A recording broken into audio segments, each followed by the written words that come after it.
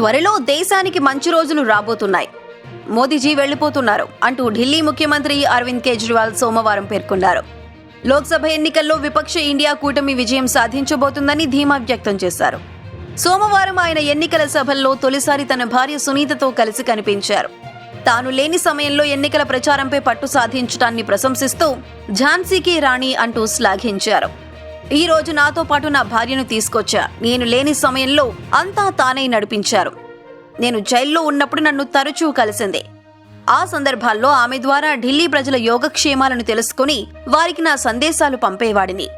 ఆమె ఝాన్సీ రాణి వంటివారు అని తూర్పు ఢిల్లీ గాంధీనగర్ ఎన్నికల సభలో కేజ్రీవాల్ పేర్కొన్నారు. ఈ సందర్భంగా సునీత ప్రసంగిస్తూ ఆమ్ ఆద్మీ పార్టీకి ఓటు వెయ్యాలంటూ ప్రజలకు విజ్ఞప్తి చేశారు.